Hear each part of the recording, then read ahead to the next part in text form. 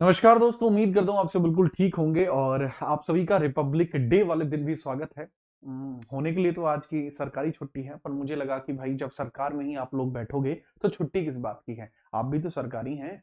आज नहीं है, कुछ दिन बाद हो जाएंगे। ठीक है, तो मुझे तो यही लगा कि भैया जरूरी होगा क्लास लेना। तो जितने भी बच्चे क्लास के अंदर आ चुके हैं, आप सभी का बहुत बहुत स्वागत है। फटाफट से मुझे बता दीजिए, किसी प्रकार की कोई दिक्कत समस्या परेशानी तो आपको नहीं है, क्योंकि आप सभी जानते हैं कि गणतंत्र दिवस की हार्दिक शुभकामनाएं देने के लिए मैं आ चुका हूं और आपको बता चुका हूं कि भौकाल जारी है, क्योंकि इस बार सिलेक्शन की आपकी बारी है। तो जो क्लास के अंतर्गत आ चुके छात्र हैं, फटाफट से मुझे बता दीजिए कि सरपंच साहब को प्रणाम करते हुए जो बच्चे आए, आप सभी का बहुत बहुत स्वागत है। जितने भी ऐसे छात्र हैं जो अपने खास छात्र हैं, एक बार अपनी दस्तक दे देंगे क्लास के अंदर, बता देंगे कि सर हम तैयार हैं, और स्टार्ट करके बता दीजिए कैसे हैं आप लोग। ठीक है, क्या भौकाल जारी है? जी हाँ, भौकाल जारी है। इस बार सिलेक्शन की आपकी बारी है। We are starting the class in a very efficient manner. मैं आपको एआई स्लाइड भी आज दिखाने वाला हूं, जो अलग ही लेवल पर एआई स्लाइड आपको देखने को मिल जाएगी। ठीक है, तो चलो स्टार्ट करते हैं चीजों को।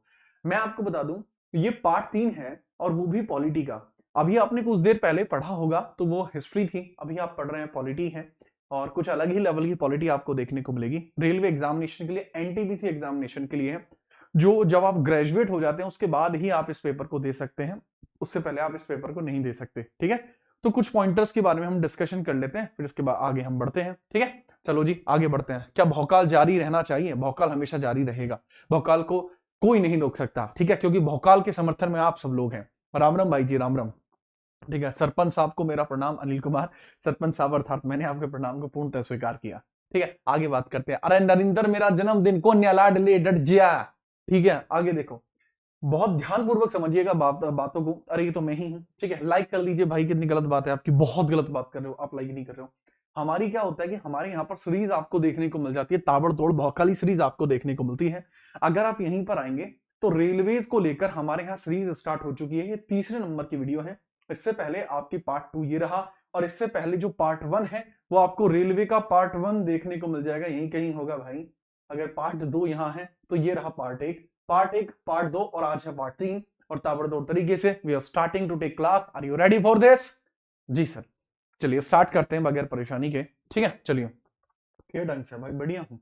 चलो जी, आज की क्लास का ऑब्जेक्टिव क्या रहेगा, मैं हल्का सा चर्चा कर लेता हूं। वैसे एक बड़े प्यारे से टर्म पे चर्चा कर लेता हूं। हमने स्टार्ट करी थी पॉलिटी। पॉलिटी को मैंने कहा था कि मैं आपको 7 क्लासेस के अंदर थला फॉर ए रीजन में इसको कंप्लीट करा दूंगा। पहली क्लास में कॉन्स्टिट्यूशनल एक्ट हो गए, दूसरे में पार्ट 1 हो गया, सिटीजनशिप के कुछ प्रोविजंस हो गए।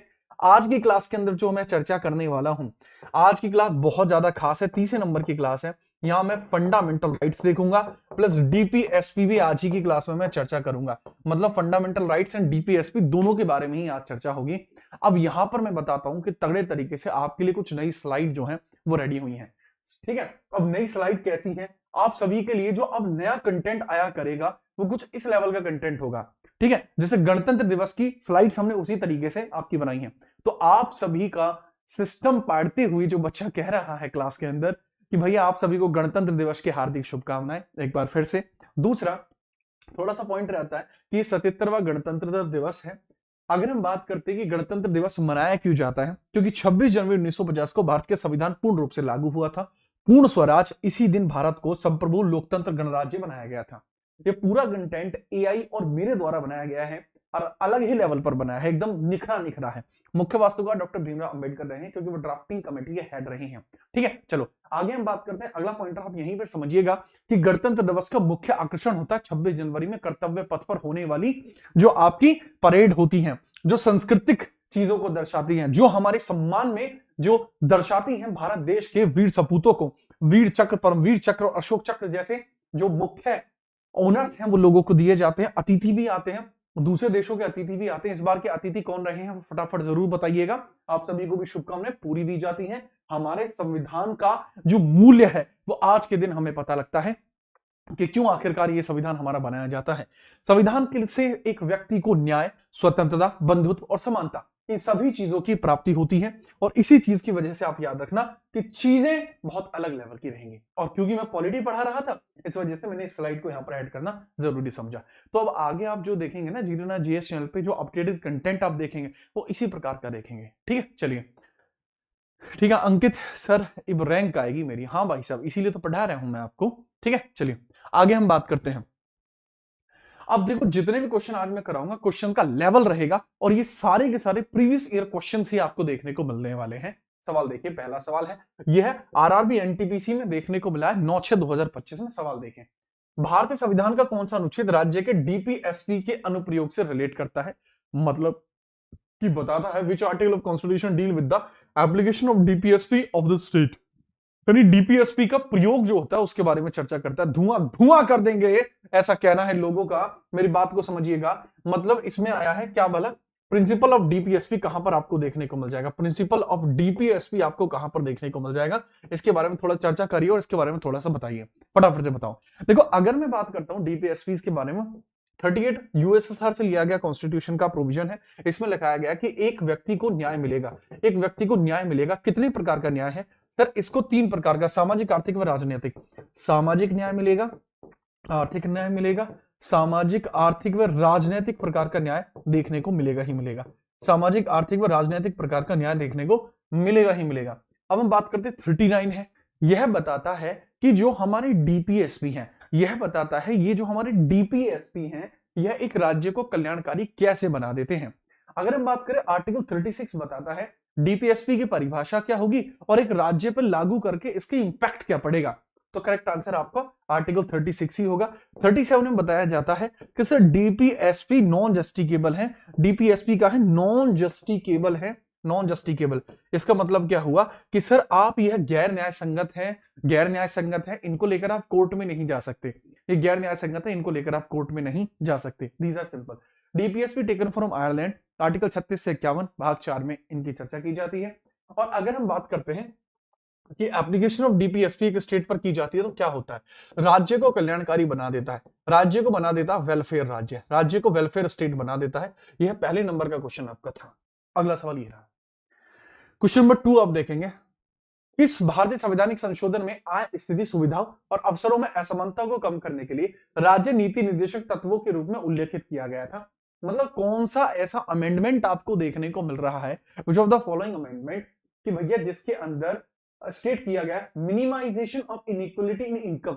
मतलब जो लोग पैसा कमा रहे हैं उनकी मिनिमाइजेशन किया जाएगा कि इनकम उनको ठीक प्रकार से देखने को मिले और उसमें जो इनइक्वालिटी है वो ना रहे, उसके बारे में चर्चा की गई है। ठीक है, चलिए देखो अगर हम बात करें, कई बार क्या होता है हमारे डीपीएसपी में समय समय पर अलग अलग संविधान संशोधन में अलग अलग आपको संशोधन भी देखने को मिलता है। ठीक है, अब इसी के अंतर्गत कुंदन भाई अगर मैं बात करता हूं, सारे संविधान संशोधन डीपीएसपी से रिलेट करते हैं। जैसे अरे यार एक इशू हो गया यार थोड़ा सा, रुको जरा। 97 में संविधान संशोधन में अगर मैं बात करता हूं 2011 में आपको देखने को मिलता है, इसके अंतर्गत आपको देखने को मिलता है 43B आपको देखने को मिल जाएगा। यह है कोऑपरेटिव सोसाइटीज जो इसके अंदर जोड़ा गया था। आपको देखने को मिलता है 42वां संविधान संशोधन 1976, इसके थ्रू 4 डीपीएसपी जोड़े जाएंगे, 4 डीपीएसपी जोड़े जाएंगे। और 4 डीपीएसपी कौन कौन से, आर्टिकल 39, 39A, 43A, 48A, ये सब जोड़े जाएंगे 4। दोबारा बता रहा हूं 39, 39A, 43A, 48A, 4 जोड़े गए हैं डीपीएसपी 42वें संविधान संशोधन में।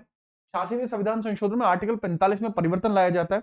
जो शिक्षा का अधिनियम था उसमें 0 से जो 6 इयर्स की शिक्षा थी उसको बढ़ाकर 0 से 14 इयर्स कर दिया गया है। और 44वें संविधान संशोधन में आर्टिकल 38 के अंदर परिवर्तन किया गया था। आर्टिकल 38 में परिवर्तन किया गया था, इसके बारे में थोड़ा सा आप याद रखेंगे। आर्टिकल 38 में परिवर्तन किया गया था, ठीक है, याद रखना। अगला सवाल समझिए, भारतीय संविधान के 97वें संविधान संशोधन अधिनियम द्वारा राज्य के नीति निर्देशक तत्वों में कौन सा, एक सेकंड रुकना, आपको मैं यहाँ दिखाई दे रहा हूँ? हाँ, मैं सारी क्लास ऐसे खड़े होके लूंगा यहाँ पे, ठीक है, मूवमेंट नहीं कर पाऊंगा मैं, तो थोड़ा समझ लेना, ठीक है। Good morning, good morning, good morning Nikki, good morning Vishnu, good morning भाई, ठीक है, गुड मॉर्निंग हो रही है, अबे गुड इवनिंग हो रही है, ध्यान दे लो। 97वें संविधान संशोधन अधिनियम देखने को मिलता है, ये डीपीएसपी तत्वों में जोड़ा गया था। तो पूछा जाता है कौन सा जोड़ा था, सब 43B जोड़ा था। अभी लास्ट स्लाइड में भी मैंने इस चीज की चर्चा करी थी आपको, ठीक है, तो इसको आप थोड़ा 43B हो जाएगा। 39A फ्री लीगल एडवाइस थी, निशुल्क विधिक सहायता की चर्चा की गई थी। 48A में पर्यावरण की सुरक्षा है। और 43A में आपको देखने को मिलेगा उद्योगों में मजदूरों का प्रबंधन। आगे बात करते हैं, किस भारतीय संवैधानिक संशोधन अधिनियम ने राज्य के नीति निर्देशक तत्वों में कोई संशोधन नहीं किया? अभी अभी मैंने आपको बताया कि डीपीएसपी के अंदर आपको जो चेंजेस हैं वो देखने को मिले हैं, तो पूछा यही जा रहा है कि कहां पर ये चेंजेस आपको देखने को नहीं मिले हैं, तो बताइए जरा।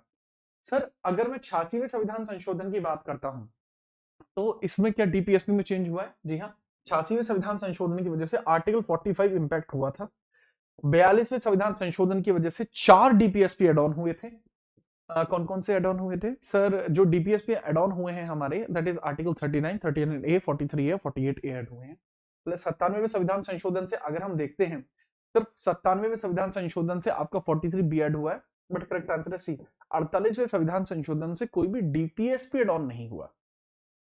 अगला सवाल पूछा जा रहा है कि थोड़ा बताइए, ये 2025 में आया हुआ सवाल है, बड़ा अच्छा सवाल है। देखो सारे क्वेश्चन मैं लेटेस्ट कर रहा हूँ। देखो पढ़ा सब रहा है, मैंने भी बताई ये बात कि मैं भी हूं, पढ़ाने वाले 10 लोग और भी हैं, और मुझे ऐसा लगता है कि वो ज्यादा चटक मटक के पढ़ा रहे हैं, है ना। वो आपसे कह रहे हैं ओ मतलब अच्छे समझ में नहीं आया, लो मैं तुम्हें समझा दूं, ये कर रहे होंगे। आपके सामने फेक व्यूअर्स बिठा रहे होंगे, है ना। ये भी आप समझते हैं कि पढ़ने वाले बच्चे तो होंगे 50-60, दिखाए जा रहे होंगे 1500 2000 हैं, 1000 600 500 है। ये भी करा रहे हैं लोग तो ठीक। तीसरा, लोग ऐसा भी करा रहे हैं कि आपके सामने कुछ और बता रहे हैं, वास्तविकता में वो कुछ और भी हैं। ये भी चीजें चल रही हैं। लेकिन इतना अपडेटेड कंटेंट कहां से लेके आ पाएंगे, ये तो बताओ। नहीं लेके आ पा रहे ना। तो अपडेटेड कंटेंट, सटीक कंटेंट, बेहतरीन कंटेंट का केवल एक ही स्थान है, और वो स्थान है आपके सामने, आपको दिख रहा है, जीत राणा जीएस। ऐसे ही थोड़ी है भाई, यूं ही नहीं मैं जीत राणा कहलाता हूं। ठीक है, चलो आगे हम बात कर रहे हैं। ठीक है, 42वें संविधान संशोधन के बारे में बात की जा रही है कि डीपीएसपी में कौन सा सिद्धांत जोड़ा नहीं गया था? Secure participation of workers in the management of industries, उद्योगों के प्रबंधन में श्रमिकों की भागीदारी को सुनिश्चित करना, ये जोड़ा गया था यार। ये 43A है, ये जोड़ा गया था। Promotion of the democratic control of cooperative societies, okay. Protection of the environment 48A जोड़ा गया है। Promotion of the equal justice and free legal aid 39A जोड़ा गया है।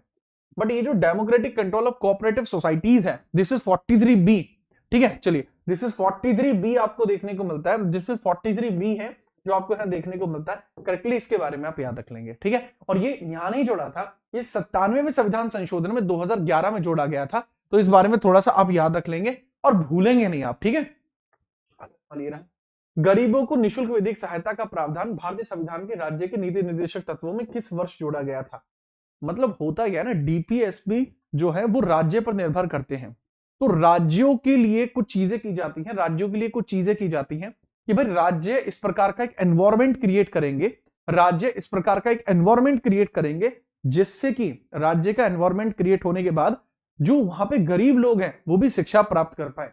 तो आर्टिकल 45 बताता है शुरुआत में क्या था। शुरुआत में यह था कि जो ऐसा व्यक्ति है जो 0 से लेकर 6 इयर्स के बीच का है, वो व्यक्ति बढ़िया तरीके से, 45 शुरुआत में बताया गया था कि जो ऐसा व्यक्ति 0 से 6 इयर्स के बीच का व्यक्ति है वो अपना अच्छे प्रकार से पढ़ पाए। लेकिन 86वें संविधान संशोधन 86 CAA के द्वारा कह दिया गया कि भाई 0 से 6 वर्ष में कौन पढ़ेगा, 0 से 14 मिनिमम होना चाहिए, 0 से 14 मिनिमम होना चाहिए। ठीक है, चलिए याद रखना। ठीक है, मैंने बताया था बाद में 0 से 14 कर दिया था कि इन लोगों के लिए फ्री एजुकेशन रहेगी। भारतीय संविधान के अनुच्छेद 43 में कौन सा कार्य नीति निर्देशक तत्व में जोड़ा गया था? ये भी लेटेस्ट क्वेश्चन है, कौन सा काम यहां जोड़ा गया था? देखो करेक्ट आंसर अगर हम देखते हैं, promotion of the cooperative societies that was added into DPSP. DPSP में प्रमोशन जो होता है किस चीज का, हमारी सोसाइटीज का, वो उसको यहां पर एड ऑन कर दिया गया था। ठीक बात है, ओके। आगे हम बात करते हैं। भाई पैर में कुछ नहीं हुआ, छोटी सा इशू है, इसके ऊपर मैं ये नहीं कह सकता कि जी मेरे पैर में ये हो गया ये हो गया। ना ना, ये चीजें ठीक नहीं, मुझे ठीक नहीं लगती। ठीक है, मुझे इसलिए ठीक नहीं लगती कि अगर इस छोटी छोटी बातों के लिए भी मैं आपसे बताऊं कि अजय मैं तो ये हो गया, क्यों बताऊं भाई? आप पढ़ने आए हो ना, मैं मेलोड्रामा देखने थोड़ी आए हो। ध्यान से पढ़ो, पढ़ाई पे ध्यान दो। ठीक है, मैं अभी अभी खड़ा हो पा रहा हूं ना तो क्लास ले रहा हूं, टेंशन क्यों ले रहे हो? ठीक है, मैं आपको वो नहीं करना चाहता, इमोशनल करके अपनी तरफ नहीं मोड़ना चाहता, है ना। मैं आपको कोई इमोशनल बात बताऊं कि मेरा सर में दर्द है, ये है वो है, तो घर जाकर आराम करूंगा ना भाई, अगर ऐसी होगी तो। खड़े हो रहा हूं, क्लास ले रहा हूं, बात खत्म। ठीक है, चलो आगे हम बात करते हैं, लीजिए। हाँ भाई मैं ठीक हूँ, टेंशन फ्री रहो। ठीक है, सिंपल सी बात है भाई, खुल के खेलो यार। मेरी क्लास में होने के बाद भी आप ऐसा कर रहे हो, क्या बात कर रहे हो? 43B में बताया गया है promotion of cooperative societies. Uniform civil code article 44 में आपको देखने को मिल जाएगा। और नेक्स्ट है equal justice and free legal aid 39A में आपको देखने को मिल जाएगा। Organisation of the agriculture and animal husbandry article 48 में देखने को मिल जाएगा, 48A में देखने को नहीं मिलेगा। ठीक है, आगे बढ़िए। सवाल ये रहा, directive principle of state policies are mentioned in which of the following parts of Indian constitution. ये एनटीपीसी 2021 का है कि इनको कहां पर मेंशन किया गया है। ठीक है, अगर हम बात करते हैं सर ये मेंशन किया गया पार्ट 4 के अंदर आर्टिकल 36 से लेकर 51 में इसका उल्लेखीकरण किया गया है। थोड़ा इस बारे में भी आप याद रखेंगे, इस बारे में भी थोड़ा सा आप याद रखेंगे। ठीक है, मुझे लगता नहीं है इसमें आपको कोई समस्या रही होगी। ठीक है, चलिए। जब तक जवानी याद रहेगी, जब तक तेरी कहानी याद रहेगी, सरकारी नौकरी तो कितना तड़पाएगी। अरे भाई निकल गया भाई तेरा dialogue. Which part of Indian Constitution was called as a unique feature by doctor Bhimrao Ambedkar. ये ग्रुप डी 2018 में आया हुआ सवाल है। हर एक प्रकार का रेलवे का जो सवाल इस टॉपिक से बना है तो आप लोगों की नोटबुक में, अपने लोगों की बुद्धि में पहुंचने वाला है, छूट नहीं पाएगा। ठीक है, चलो अगर मैं बात बताता हूं, पूछा गया है कि which part of Indian constitution was also called as unique feature by doctor Bhimrao Ambedkar. Doctor Bhimrao Ambedkar ने कहा कि ये तो एक विशिष्ट भाग है, ये तो यूनिक फीचर है हमारे संविधान का। तो ये किसके द्वारा कहा गया था, फटाफट मुझे बताइए। ठीक है, अगर हम बात करते हैं ये किसके द्वारा कहा गया था, ये डीपीएसपी के लिए कहा गया था। और किसने कहा था, डॉक्टर भीमराव अंबेडकर ने कहा था। डॉक्टर भीमराव अंबेडकर के द्वारा कहा गया था कि जो हमारे संविधान का आर्टिकल 32 है वो संविधान की आत्मा है, संविधान का हृदय है। ये भी यहां पर कहा गया था, इस बारे में भी याद रखेंगे। अगला सवाल ये है, भारतीय संविधान का चौथा अध्याय किससे संबंधित है। सर डीपीएसपी से ही रिलेटेड है, ग्रुप डी का सवाल है। भारत संविधान द्वारा अधिकृत निम्नलिखित में से कौन सा नीति निर्देशक तत्व के द्वारा निर्देशित नहीं है। ग्राम पंचायत 40 में है, आ जाएगा। भवन निर्माण ये तो है ही नहीं। समान नागरिक संहिता 44 में है, यूनिफॉर्म सिविल कोड। मादक पेय पदार्थ के सेवन से रोकना आर्टिकल 47 बताया गया है कि राज्य सरकार का यह कर्तव्य है, राज्य सरकार का यह कर्तव्य है कि वह नागरिकों के स्वास्थ्य का ध्यान रखे, नागरिकों के स्वास्थ्य का ध्यान रखे, यह राज्य सरकार का कर्तव्य है। ठीक है, ये बात यहां पर चर्चा की गई है। अगला सवाल है, भारतीय संविधान की किस धारा के अंतर्गत राज्य के अंतरराष्ट्रीय शांति एवं सुरक्षा संबंधी दायित्व का उल्लेख किया गया है। ठीक है, मतलब क्या है, international peace and security maintain करने के लिए कहां पर चर्चा की गई है, इस बारे में थोड़ा सा बताइए। Sir international peace and security बनाए रखना राज्य की जिम्मेदारी है, और ये राज्य की जो जिम्मेदारी है अगर हम बात करते हैं तो उसमें समझिएगा सर डीपीएसपी के अंदर ही बताया गया है कि ये राज्य की जिम्मेदारी है कि वो इंटरनेशनल लेवल पर पीस और सिक्योरिटी दोनों चीजों को मेंटेन रखे।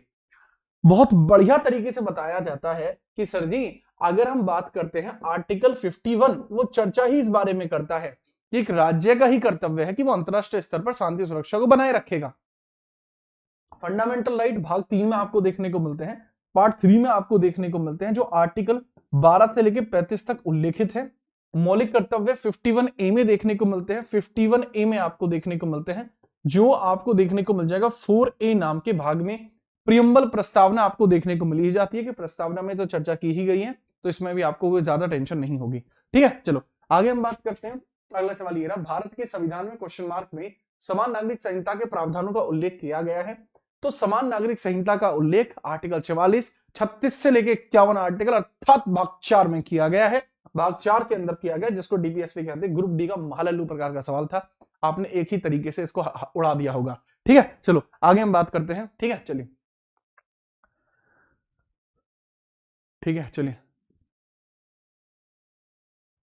लीजिए अगला सवाल है, समान सिविल संहिता का वर्णन किस अनुच्छेद में किया गया। 44 में।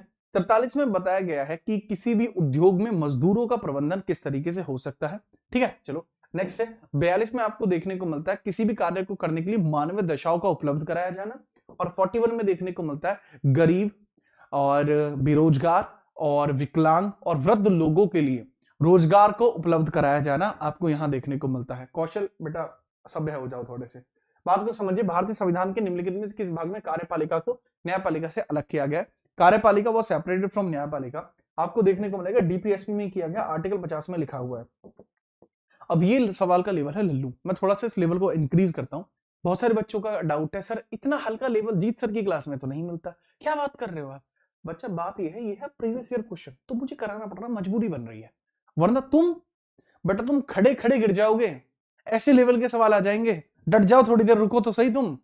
यहां पे मैंने आपसे पूछा है कि कार्यपालिका को न्यायपालिका से अलग किस एक्ट में किया गया था, कौन सा एक्ट था। तो एक्ट का भी याद रख लेना, 1853 वो एक्ट था जिसके अंदर 1853 का चार्टर वो एक्ट था जिसके अंदर चर्चा की गई थी। ठीक है कि भैया याद रखिएगा कि भैया कार्यपालिका न्यायपालिका से अलग होनी चाहिए। ठीक है, आगे हम बात करते हैं, ये लीजिए, राज्य की नीतियों के निर्देशन सिद्धांतों के बारे में कौन सा सच नहीं है। ये 2016 का सवाल है। डीपीएसपी के बारे में क्या सही देखने को नहीं मिलता, इस बारे में थोड़ा सा चर्चा करते हैं। ठीक है, याद रखना, नोट करिए फटाफट से।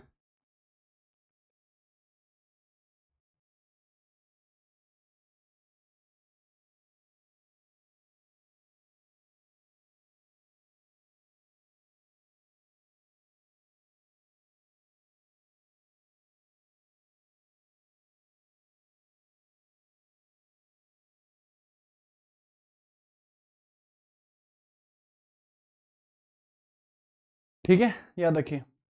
अरे क्या कर रहे हो, चलो। सर एक बच्चा कह रहा है हेलो सर मैं गगन हूं, आप रिप्लाई नहीं कर रहे। अबे गगन कैसे रिप्लाई करूं लाला तेरा है, क्या रिप्लाई करूं, बस यही रिप्लाई करूं कि हाँ भी गगन आया है क्लास के अंदर, इसके ऊपर माला बरसाइए, लेकिन माला का रंग काला होना चाहिए, बरसाऊं। मान जा बेटा मान जा, ध्यान दे ले। नीतियां बनाने और कानून अभिनीत करते हुए राज्य को ध्यान में रखने वाले आदर्शों को दर्शाता है। ओके, ये तो करेक्ट है भाई।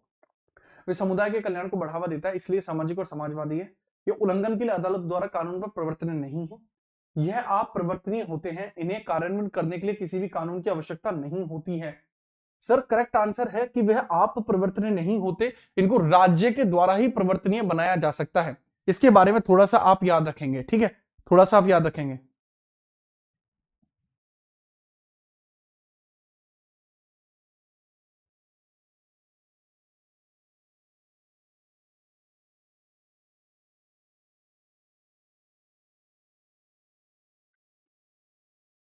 ठीक है, आगे बात करते हैं, चलिए अगला सवाल, ये लीजिए अगला सवाल है। ये 2021 में एनटीपीसी में आया हुआ सवाल है। Which of the following is not a fundamental right according to the Indian constitution. Indian constitution के अकॉर्डिंग कौन सा फंडामेंटल राइट नहीं है। ठीक है, चलो आगे हम बात करते हैं। थोड़ा सा समझिएगा, संवैधानिक उपचार का अधिकार, कॉन्स्टिट्यूशन रेमेडी, ये 32 आर्टिकल में फंडामेंटल राइट है। क्योंकि फंडामेंटल राइटों को अगर मैं समझता हूं, वो आर्टिकल 36 से लेकर 51 में आपको देखने को मिल जाते हैं। ठीक है, याद रखना। दूसरा, समान न्याय व निःशुल्क विधिक सहायता का अधिकार, right to equal justice and free legal aid, 39A में आपको देखने को मिलता है। ये तो डीपीएसपी हो गया। संभाषण की स्वतंत्रता 19 में फंडामेंटल राइट है। समानता का अधिकार 14 से लेके 18 में आपको देखने को मिल जाएगा, ये भी आपका फंडामेंटल राइट है। तो फंडामेंटल राइट क्या नहीं था, भी नहीं था। Fundamental duty were added to the constitution by which act, RPF sub inspector. अब आरपीएफ सब इंस्पेक्टर में आया हुआ सवाल है, इसको भी थोड़ा सा देखते हैं। भैया पूछा गया है कि जो फंडामेंटल ड्यूटी है वो कब जोड़ी जाती है। पहले से संविधान संशोधन 1976 के द्वारा, बहुत बहुत ज्यादा आसान हो जाएगा। ठीक है, बहुत ज्यादा आसान हो जाएगा। अगला है कि निम्नलिखित में से किसे भारतीय संविधान में मौलिक अधिकार के रूप में सूचीबद्ध नहीं किया गया है। मतलब कौन सी ऐसी चीज है जो आपको देखने को मिल रही है कि मौलिक अधिकार के तौर पर सूचीबद्ध नहीं है, मतलब वो हमें मौलिक अधिकार देखने को नहीं मिलता। संभाषण का अधिकार, कन्वर्सेशन, ये नहीं मिलता। बाकी समानता का अधिकार मिलता है 14 से 18 में, स्वतंत्रता का अधिकार मिलता है 19 से 22 में, संस्कृति एवं शिक्षा संबंधी अधिकार मिलते हैं 29 और 30 में। बट संभाषण, कन्वर्जन नहीं कर सकते।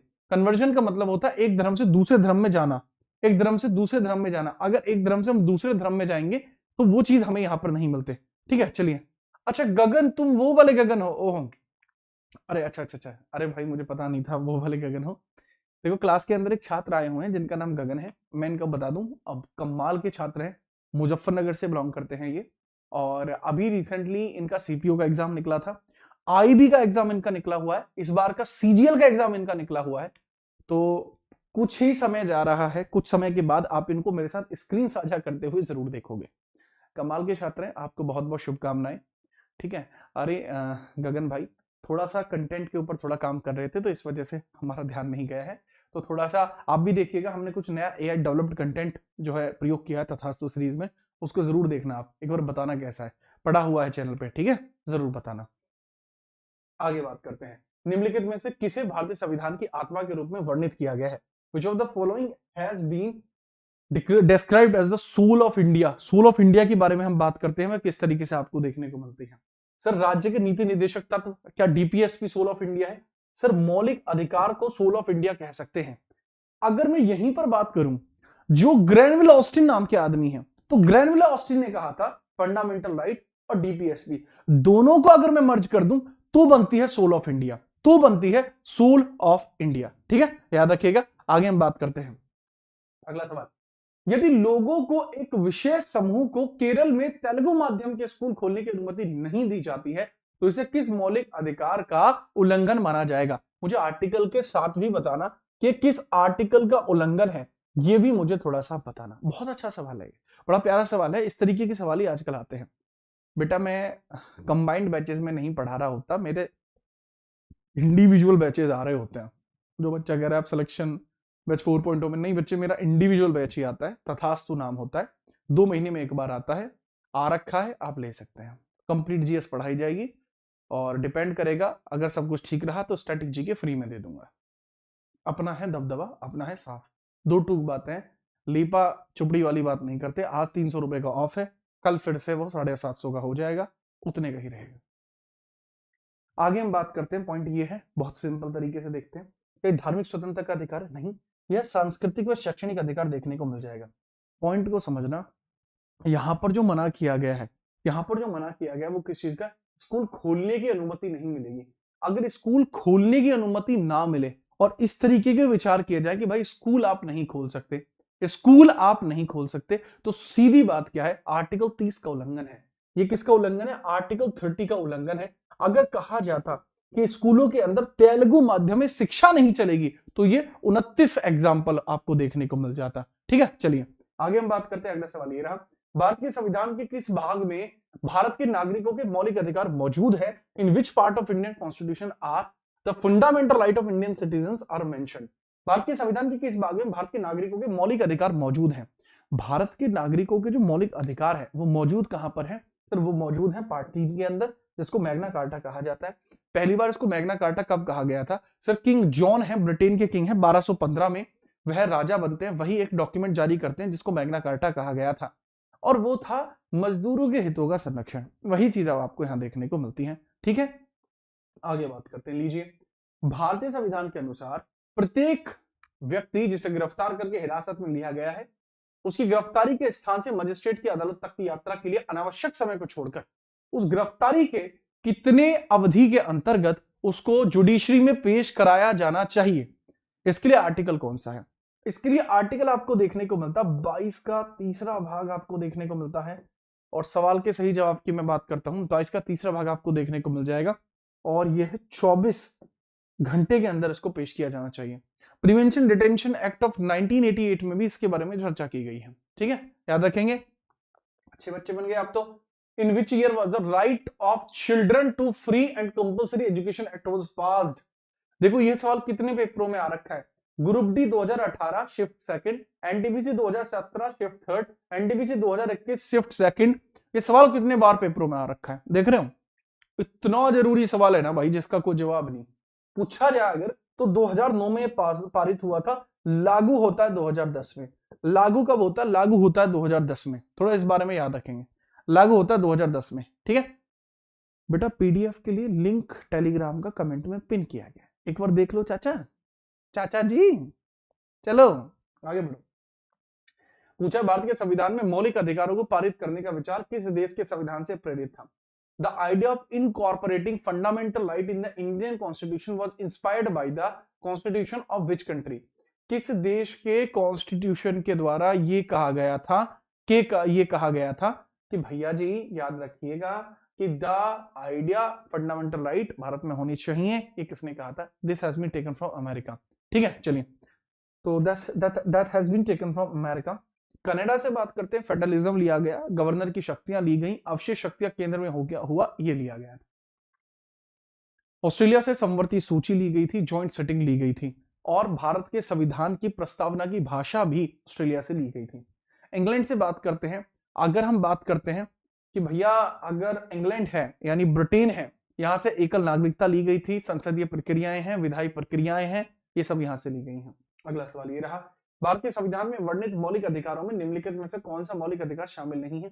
समानता का है, निजता का अधिकार, संपत्ति का अधिकार, भाषण का अधिकार, ये भी है, ये भी है। समानता का अधिकार 14 से लेकर 18 सब में आएगा, निजता का अधिकार 21 में आता है, संपत्ति का अधिकार अब है ही नहीं, यह पहले होता था 31 में होता था, 19 फर्स्ट एफ में होता था, और ये अब 300 ए में डाल दिया गया है।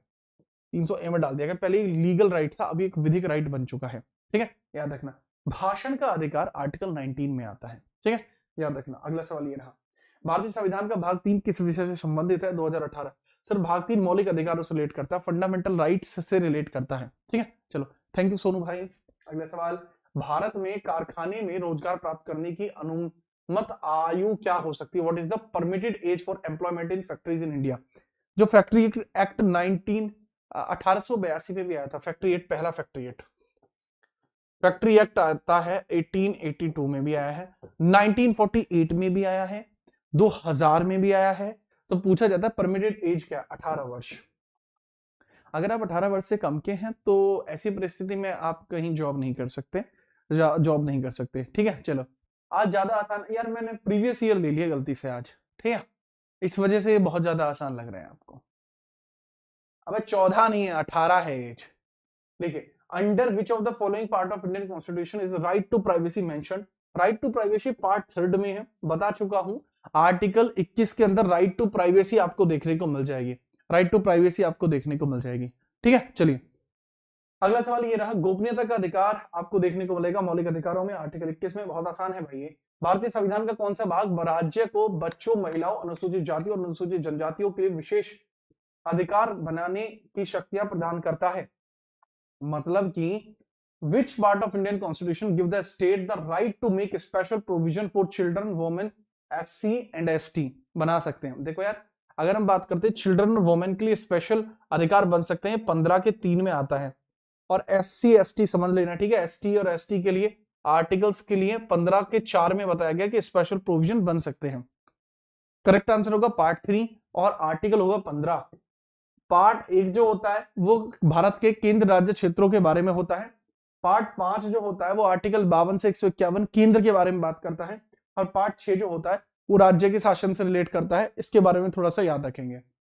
अगला सवाल ये रहा, मूलभूत अधिकारों में ज्यादातर हमारे संविधान के इस अनुच्छेद में शामिल किए गए। Most of the fundamental rights are included in articles of major constitution. भागों में बताइए फंडामेंटल राइट्स आपके इंक्लूड किस में किए गए हैं, फटाफट बताओ।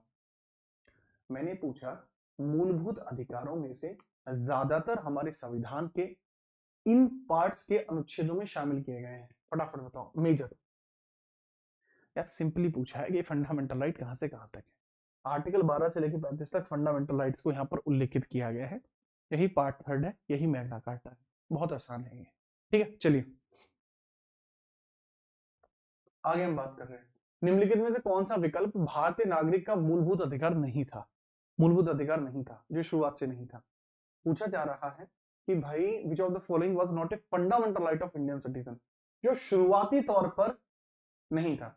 राइट ऑफ इक्वलिटी है, राइट ऑफ लाइफ है, शोषण के विरुद्ध अधिकार है। निजता का अधिकार शुरुआती तौर पर नहीं था, इसको बाद में जोड़ा गया है। निजता का अधिकार शुरुआती तौर पर नहीं था, इट वाज लेटर एडेड।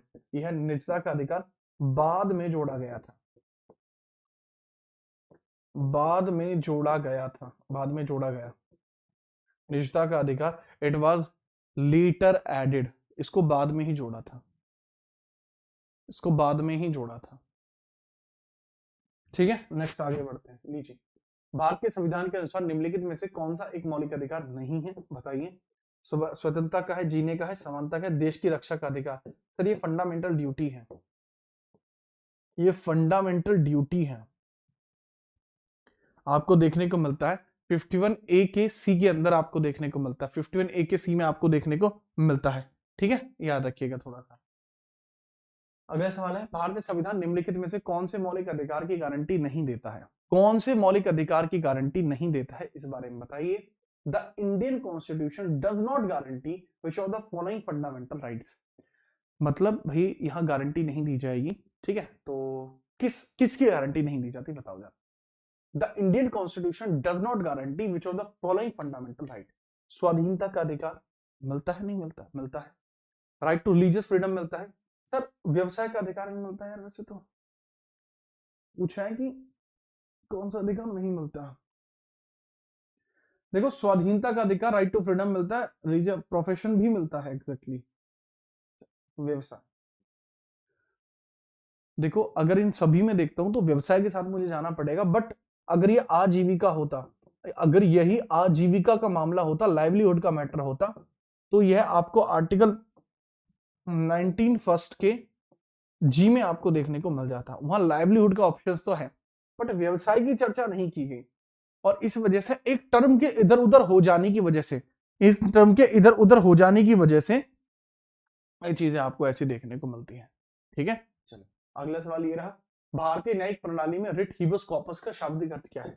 ये 21 का सवाल है। What is the meaning of the habeas corpus? Habeas corpus का मतलब आपको क्या देखने को मिलता है, थोड़ा सा बताइए। फिर अगर मैं हीबस कॉर्पस की बात करता हूं, तो हम आदेश देते हैं मैंडेमस। आपका अधिकार क्या है? Quo warranto. प्रमाणित किया जाता है सेरिटोररी। आपका बंदी प्रत्यक्षीकरण का अधिकार प्राप्त होगा। You shall be produce the person. व्यक्ति को पेश किया जाए, ये है मतलब इसका, ये है इसका मतलब। ठीक है, चलो एनटीपीसी के लिए कौन सा जीके का बैच ले भाई? तथास्तु ले लो किसी भी एग्जाम के लिए। जय महिष्मति, आज बाइक से गिर गया, पड़ोसी डीजे बजा रहे हैं। अनुपम यार भैया ध्यान रखा करो अपना, ऐसे बाइक वाइक से गिरोगे तो यार हम सोच रहे हैं कि तुम्हें दरोगा जल्दी से जल्दी बनाया जाए। आप क्या कर रहे हैं अभी? अब तुम्हारा पड़ोसी डीजे बजा रहा है और मुझे तुम्हारे मैटर में कूदना पड़ेगा। ठीक है, फ्री फायर खेलेगा? चलो परमादेश रेट क्या होती है बताइए?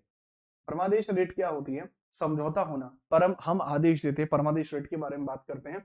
समझौता होना, टू बी कॉम्प्रोमाइज। परम आदेश कि सरकारी निकाय से उसके कर्तव्यों का पालन कराना। अगर कोई सर, जैसे अगर आप हो, आप कल सब के सब आप एनटीपीसी में अफसर लग गए, तो आप कोई टिकट कलेक्टर लगा है, कोई टिकट टेक्नीशियन वगैरह आप जो है लग चुके हैं। अब आपकी आ रहा है घर से फोन, हाँ मम्मी, हाँ करा दूंगा काम, कोई दिक्कत नहीं है। या फिर हो सकता है आपकी माताजी का फोन ना आए, आपकी धर्मपत्नी अथवा धर्मपत्ना मतलब धर्मपति का फोन आ रहा हो, है ऐसा भी तो संभव है। आप क्या करें उस फोन के चक्कर में, कि भाई आप फोन के चक्कर में आप फोन ना देखें, आप कुछ अलग ही लेवल पे खेल रहे हो, आप कुछ अलग ही लेवल पे खेल रहे हो, फोन वोन ना देखें, तो क्या परेशानी आएगी? आप अपने कर्तव्य का पालन नहीं कर पाएंगे। और अगर ऐसा होता है आप अपने कर्तव्य का पालन नहीं कर पाते, फिर समस्याएं आएंगी, फिर आएंगी समस्याएं। उसी चीज की वजह से कोर्ट क्या जारी कर देगा? कोर्ट जारी कर देगा भाई साहब एक रिट, जिस रिट को कहा जाएगा मैंडेमस, परम आदेश आपको दे दिया जाएगा। ठीक है, चलो अरे पीडीएफ मिल जाएगी चाचा, मिल जाएगी। ठीक है, आगे हम बात करते हैं। लीजिए, उस रिट का नाम बताइए जिसके तहत अदालत किसी गिरफ्तारी का तरीका या आधार विधिक या संतोषजनक न होने पर गिरफ्तार व्यक्ति को उसके सामने पेश किए जाने या मुक्त किए जाने का आदेश देती है। इसके बारे में फटाफट बताइए।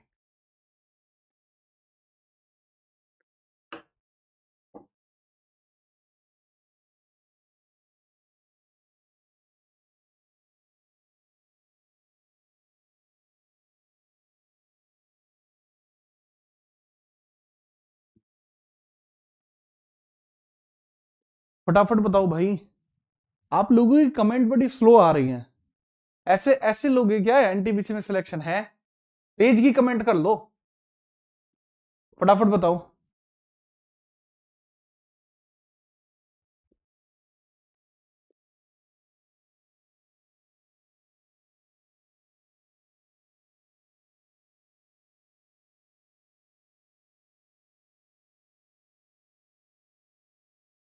फटाफट बताइए। एक बच्चा आ चुका है क्लास के अंदर, वाह एकेडमी कह रहा है, अंग्रेजों अंधेरे में ज्ञान की जो मशाल जलाते हैं, जीत राणा सर जैसे शिक्षक ही भविष्य बनाते हैं। बेटा कहां से लेके आए लाइन? बहुत कड़ी चेपी है कहीं से है। यहाँ देखो, उत्प्रेष अच्छा पूछा है कि गलत आदमी को गिरफ्तार किया, ही बस कॉपस जाएगी, बात खत्म हुई। परमादेश जब अपने उद्देश्य का कोई पालन न करे, कोई गलत तरीके से पैसे वैसे देके अगर कोई सरकारी पद को धारण कर लेता है, तो उसके खिलाफ क्यू वारंटो लगती है। ठीक है, क्यू वारंटो लगती है। टेरिटोरी कब लगती है? जब कोई मामला बहुत लंबे समय से लंबित चल रहा हो। ठीक है, बहुत लंबे समय से कोई मामला लंबित चल रहा हो, तब ऐसी परिस्थिति के अंदर आपकी सेरिटोररी जारी की जाती है। इसके बारे में थोड़ा सा आप याद रखेंगे। आगे हम बात करते हैं। अगला सवाल ये रहा, चार मूलभूत अधिकारों में से एक का चयन करें जो भारत के नागरिक और विदेशों के लिए उपलब्ध होता है। अच्छा, कुछ ऐसे फंडामेंटल राइट हैं जो ओनली सिटीजन राइट्स हैं। ओनली सिटीजन राइट आपको देखने को मिल जाएंगे, जो ओनली सिटीजन राइट आपको देखने को मिल जाएंगे, जो केवल सिटीजन को मिलते हैं। बात करते हैं ओनली सिटीजन के लिए। 15, 16, 19, 29, 30, ये केवल और केवल सिटीजन को मिलने वाले अधिकार हैं। ठीक है, केवल और केवल सिटीजन को मिलने वाले अधिकार आपको देखने को मिलेंगे। धर्म, कुल, लिंग, जाति, जन्मस्थान के आधार पर भेदभाव, आर्टिकल 15। अगर मैं देखता हूं ये दोनों को मिलेगा। आर्टिकल 16 ये दोनों को नहीं मिलेगा, मतलब ये जो 16 है ये ओनली सिटीजन को मिलेगा, 15 और 16 ओनली सिटीजन को मिलेगा, 29 में ओनली सिटीजन को मिलेगा, लेकिन 26 जो है वो दोनों को मिलेगा। 26 वाला जो आर्टिकल वो दोनों को मिलेगा, इस बारे में याद रखना। It is for both the person आपको देखने को मिलेगा। अगला सवाल है, भारत संविधान का भाग 2 निम्नलिखित में से किसके बारे में बताता है? सर नागरिकता के बारे में बताता है भाग 2, सिटीजनशिप के बारे में बताता है। आर्टिकल 5 से लेके आर्टिकल 11, आर्टिकल 5 से लेके आर्टिकल 11 बताएगा दोनों के बारे में, ठीक है, याद रखना। खुल के खेलेंगे, बहुत बढ़िया जी, खुल के खेलिए। अगर मौलिक अधिकार की बात करता हूं, ये पार्ट 3 में आपको देखने को मिल जाएगा, पार्ट 3 में देखने को मिल जाएगा, आर्टिकल 12 से 35, ठीक है। अगर हम बात करते हैं नेक्स्ट आपका है कि प्रियम्बल है, प्रियम्बल किसी पार्ट में नहीं है, प्रियम्बल अलग है, राइट। अगर हम बात करते हैं union and it's territory, part 1 में है, 1 से लेकर 4 तक आपको देखने को मिलेगा। अगला सवाल है, संविधान के प्रारंभ होने के बाद से किस अधिनियम से नागरिकता पाने और गंवाने संबंधी प्रावधान केवल उसी में होते हैं? नागरिकता के जो चीजें आपको देखने को मिलते हैं वो बताइए फटाफट से, ठीक है, याद रखें।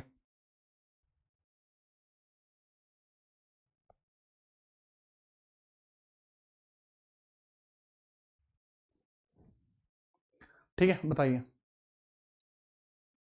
हाँ बिल्कुल, अब करिए कमेंट। चलिए आगे हम बात करते हैं, संविधान के प्रारंभ होने के बाद से किस अधिनियम से नागरिकता पाने और गंवाने संबंधी प्रावधान है? वो 1955 के संशोधन में देखने को मिलते हैं। 1955 के इसके अंतर्गत अगर देखा जाए तो इसमें 6 बार संशोधन हो चुका है, 6 बार संशोधन हो चुका है। कैसे कैसे 6 बार संशोधन है? 1986, 1992, 2003, 2005, 2015, 2019।